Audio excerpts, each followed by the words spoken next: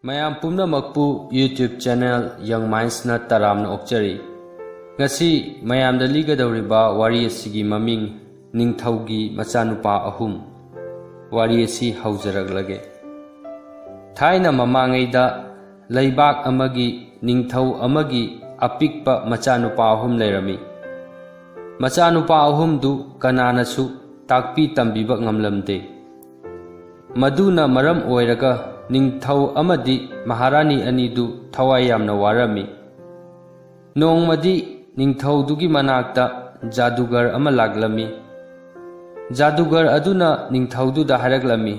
Iningthou karigumba aina nahaki Machanupa Ahumsi takpi tambiduna iba paba haihanduna yamna khang hairaba miyoising oihallabadi nahakna aingonda kari pigani. Ningthou aduna haraglami. Nahakna aigi ichasingbu takpi tambiduna akhang ahai ohellabadi aina nangonda aigi lanthum tangkhai ama pigani. Jadugar aduna haraglami. Iningthou madunadi yaroi. Ningthou duna mu haraglami. Madu oirabadi saharsigi tangkhai ama nangonda pige. Jadugar aduna amuk haraglami. Iningthou maduna su yaroi. Ningthou duna haraglami. Adu oirabadi nahak kari pambage. Jadugar aduna haraglami. Aina makhoibu akhang ahai ohellaba matungda aina makhoibu Iningthougi manakta pujarake. Iningthouna nacha ani khanbiyu aduga ahum subaduna aiga loinana leiba yahanbiyu. Ningthou du jadugar aduna hairiba wafam adu yarami. Maram aduna jadugar aduna Ningthougi Machanupa Ahum du puduna chatkirami. Jadugar aduna atienba matamgi manungda Ningthougi Machanupa Ahum du iba paba tambiduna khang hairaba miyoising oihallami. Mahangna Ningthougi Machanupa Ahum du puraga Ningthou dugi manakta laglami. Mahangna Ningthou du da haraglami. Iningthou nahaki Machanupa Ahumsi chap manana khang hairabani. Makhoi ahumsidagi Iningthouna pamba nacha ani khanbiro. Ningthou duna mahangna pamba Machanupa ani khalami. Jadugar aduna Ningthougi atopa Machanupa duga mahaki yamna chawba yum aduda laglami. Mayum yaurakpaga jadugar aduna Ningthougi Machanupa aduda hairami. Se cho chabunsi paisilu masi yumsigi cho singni. Nahakna pamba khudingmak hangdoklaga yengu. Haujikti nahak aigi ichanupa oirabani. Aina nahaki napa oirabani. Ai yumsi thadoktuna tha ama mukti chatlukige. Jadugar aduna purakliba Ningthougi Machanupa adugi maming kijana kaurami. Jadugar aduna yum thadoktuna chatkringaida kijanana yumdu yenglami. Mahangna soduna yumdugi ka ama hangdoklami. Ka aduda sanagi mahina pik thana lerami. Mahangna mahaki khuchasing adu sana mahi aduda lublami. Sana mahi adu mahaki khut aduda paglaglami. Adubu mahangna sana mahi adu mahaki makhuttagi lauthokpa ngamlamde. Mahangna makhuttu yamna taktuna yenglabasu lauthokpadi ngamlamde. Maram aduna mahaki khuchasing adu phi machena yachillami. Mahaki mapana mayumda halakpa matamda mahaki khuchasingda karigi phi machet yelibano hanglami. Mahangna mahaki khuchadu sokpagini khumlami. Mahangna asengbadu haibakirami. Ikui kuidana jadugar adu mayum thadoktuna amuk chatkirami. Kijana mahaki mapagi yumduda kari kari leibage haina makhatana thijilami.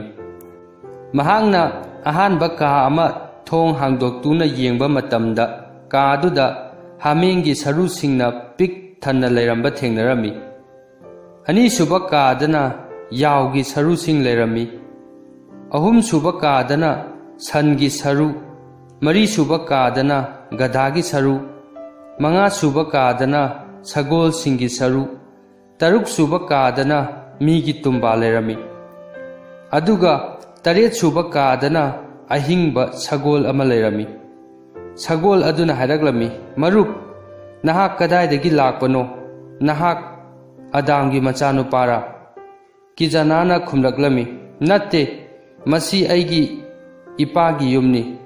ꯁꯒꯣꯜ ꯑꯗꯨꯅ ꯍꯥꯏꯔꯛꯂꯝꯃꯤ, "ꯅꯍꯥꯛꯅ ꯍꯥꯏꯔꯤꯕꯗꯨ ꯁꯦꯡꯂꯕ꯭ꯔꯅꯦ?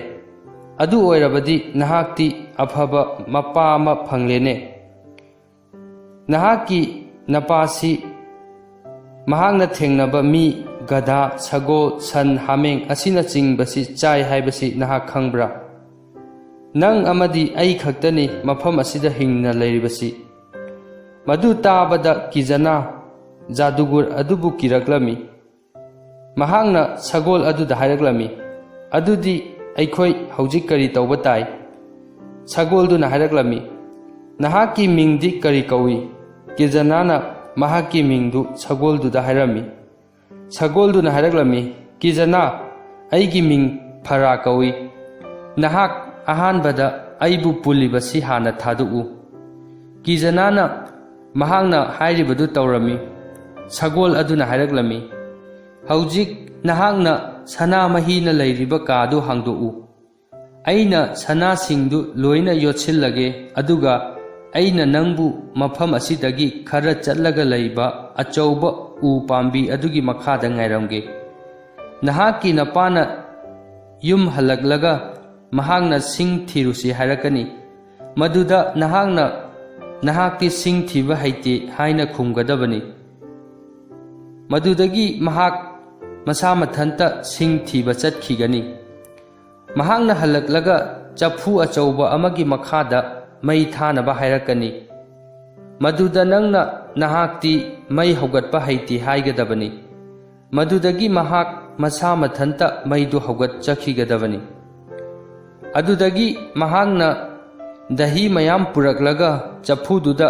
ꯁꯥꯍꯜꯂꯤꯉꯩꯗ ꯆꯐꯨꯗꯨꯒꯤ ꯃꯅꯥꯛꯇ ꯇꯣꯡꯗꯨꯅ ꯁꯥꯟꯅꯅꯕ ꯑꯍꯥꯏꯕꯤ ꯑꯃ ꯌꯥꯟꯗꯨꯅ ꯁꯦꯝꯒꯅꯤ꯫ ꯃꯗꯨꯗ ꯅꯍꯥꯛ ꯇꯣꯡꯈꯠꯂꯛꯅꯕ ꯍꯥꯏꯔꯛꯀꯅꯤ꯫ ꯃꯗꯨꯗ ꯅꯍꯥꯛꯅ ꯅꯍꯥꯛꯇꯤ ꯃꯗꯨꯒꯨꯝꯕ ꯃꯁꯥꯟꯅꯗꯨ ꯑꯃꯨꯛꯇ ꯁꯥꯟꯅꯗ꯭ꯔꯤ, ꯑꯗꯨꯅ ꯍꯩꯇꯦ ꯍꯥꯏꯒꯗꯕꯅꯤ꯫ ꯃꯉꯣꯟꯗ ꯀꯔꯝꯅ ꯁꯥꯟꯅꯒꯗꯕꯅꯣ ꯇꯥꯛꯄꯤꯌꯨ ꯍꯥꯏꯒꯗꯕꯅꯤ꯫ ꯃꯗꯨꯗꯒꯤ ꯃꯍꯥꯛꯅ ꯑꯍꯥꯏꯕꯤꯗꯨꯗ ꯀꯥꯈꯠꯈꯤꯒꯅꯤ꯫ ꯃꯗꯨꯗ ꯅꯍꯥꯛꯅ ꯃꯍꯥꯛꯄꯨ ꯆꯐꯨ ꯃꯊꯛꯇꯨꯗ ꯏꯟꯊꯨꯒꯗꯕꯅꯤ, ꯑꯗꯨꯒ ꯑꯩꯒꯤ ꯅꯥꯛꯇ ꯌꯥꯝꯅ ꯊꯨꯅ ꯆꯦꯜꯂꯛꯀꯗꯕꯅꯤ꯫ ꯃꯗꯨ ꯍꯥꯏꯔꯝꯂꯒ ꯁꯒꯣꯜꯗꯨ ꯆꯠꯈꯤꯔꯝꯃꯤ꯫ ꯅꯨꯃꯤꯠꯇꯨꯒꯤ ꯅꯨꯃꯤꯗꯥꯡꯋꯥꯏꯔꯝꯗ ꯃꯦꯖꯤꯁꯤꯌꯥꯟ ꯑꯗꯨꯅ ꯃꯃꯥꯟꯅꯕ ꯃꯌꯥꯝ ꯑꯃꯕꯨ ꯃꯍꯥꯛꯀꯤ ꯃꯌꯨꯝꯗ ꯑꯆꯧꯕ ꯆꯥꯛꯂꯦꯟ ꯑꯃꯒꯤ ꯕꯥꯇꯣꯟ ꯇꯧꯕꯗꯒꯤ ꯂꯥꯛꯂꯝꯃꯤ꯫ ꯃꯍꯥꯛꯅ ꯃꯌꯨꯝꯗ ꯉꯟꯅ ꯍꯜꯂꯛꯂꯒ ꯀꯤꯖꯅꯥꯗ ꯍꯥꯏꯔꯝꯃꯤ, "ꯀꯤꯖꯅꯥ, ꯑꯩꯈꯣꯏ ꯃꯩ ꯊꯥꯅꯕ ꯁꯤꯡ ꯊꯤꯔꯨꯁꯤ." ꯃꯗꯨꯗ ꯀꯤꯖꯅꯥꯅ ꯈꯨꯝꯂꯛꯂꯝꯃꯤ, "ꯄꯥꯕꯨꯡ, ꯃꯗꯨꯗꯤ ꯑꯩ ꯍꯩꯇꯦ."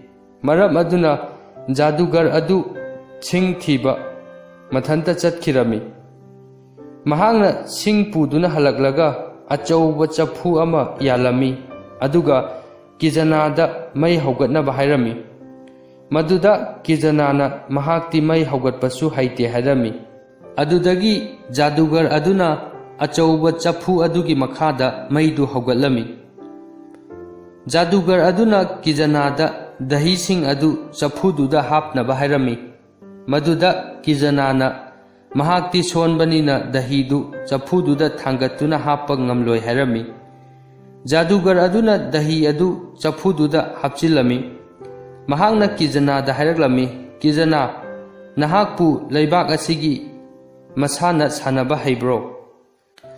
ꯀꯤꯖꯅꯥꯅ ꯃꯍꯥꯛꯇꯤ ꯍꯩꯇꯦ ꯍꯥꯏꯔꯝꯃꯤ꯫ ꯖꯥꯗꯨꯒꯔ ꯑꯗꯨꯅ ꯍꯥꯏꯔꯛꯂꯝꯃꯤ, "ꯑꯗꯨ ꯑꯣꯏꯔꯕꯗꯤ ꯗꯍꯤ ꯑꯁꯤ ꯁꯥꯍꯜꯂꯤꯉꯩꯗ ꯃꯁꯥꯟꯅ ꯑꯁꯤ ꯁꯥꯟꯅꯁꯤ." ꯃꯁꯤ ꯍꯥꯏꯔꯒ ꯑꯍꯥꯏꯕꯤꯗꯨ ꯃꯊꯛꯇ ꯄꯨꯟꯈꯠꯂꯝꯃꯤ, ꯑꯗꯨꯒ ꯀꯤꯖꯅꯥꯗ ꯃꯗꯨꯗ ꯀꯥꯈꯠꯅꯕ ꯍꯥꯏꯔꯝꯃꯤ꯫ ꯀꯤꯖꯅꯥꯅ ꯍꯥꯏꯔꯛꯂꯝꯃꯤ, "ꯄꯥꯕꯨꯡ, ꯅꯍꯥꯛ ꯍꯥꯟꯅ ꯀꯥꯈꯠꯂꯣ, ꯑꯗꯨꯒ ꯑꯩꯉꯣꯟꯗ ꯇꯥꯛꯂꯛꯑꯣ."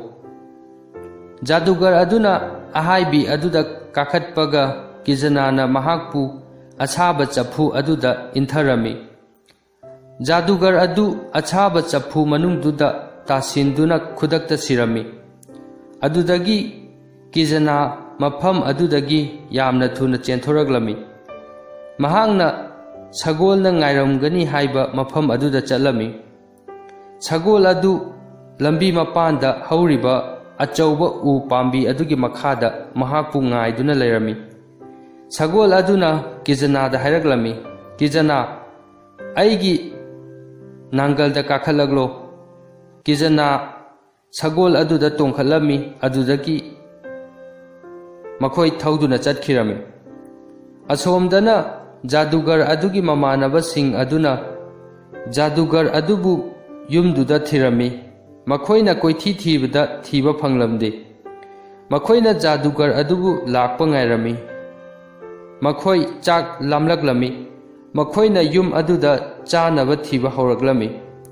Makhoina achauba chafudu sauduna karigumba ama phutpadu urami. Makhoina chafududa yauramba pumnamak chathoklami. Madugi matungda makhoina makhoigi marup jadugar adubu thiba amuk horaklami. Handakti makhoina yumduda chanaba yamna thengnarami. Makhoina jadugar adubu halakpa ngairami. Adubu numit ninigi matungda chanabadu loikhirami. Adudagi makhoi yumdu thadoktuna chatkirami. Kijana amadi sagol adudi yamna lapna chatlami. Makhoina achauba sahar amagi manakta leblami. Kijanana sagol aduda hairami. Marup aikhoi mafam asida yum ama saduna leirasi. Sagol adusu mahakna hairibadu yarami. Sagol aduna mahakna yotkhiba sanadu othoraglami. Madudagi makhoina darkar oiba pumnamak leirami. Saharduda leiriba mipum khudingmakna makhoigi yum adugi phajaba maduda leiriba manai masen amadi yumduda leiriba mamal yamlaba potsingdu ubada makhoina leibak adugi ningthauda pau pirami. Ningthau aduna yumdugi mapudu araiba mi amadi natte haiba khanglami. Mahakna yumbudubu masak yamna khangninglami. Maram aduna mahakna Kijanabu mahaki manakta kaurami. Kijana ningthau adugi manakta laklami. Mahakna Kijanada mahak kanano hanglami. Kijanana khumlaklami.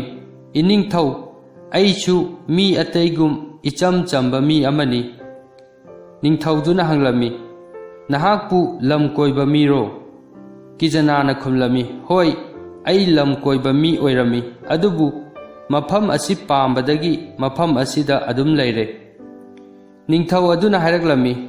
Nahakpu aikhoigi sahar sida koibaga pamdro. Kijanana khumlaklami. Hoi aisu sahar si yengba pami. Adubu aibu mafam sing adubu takpinaba mi amadi pami. Ningthauduna hairaklammi. Adu oirabadi aina hekta nanga chatminarasi. Asumna Ningthau amadi Kijana sahardu punna yengminarami. Madugi matungdagidi Ningthau amadi Kijana yamna luna tinaba marup oiraklami. Matamgi matung ina Ningthauduna Machanupidu Kijanada thajarami. Kijana mahaki Machanupa amasu phangjarami. Adudagidi Kijana mahaki nupiga nungayai phana pankhre. Adubu mahakna mahaki sagol dubu miraibadi tauramde. Mahakna sagol adubu mahaki thawaidagi hena nungsijarami. Amadi sagol dubu yamna nungsina taurami. Wari asi matang asida loisinjare. Wari asi libada soikhiba yaurabasu tabiriba pumnamakna ngakpinaba nolukna haijari.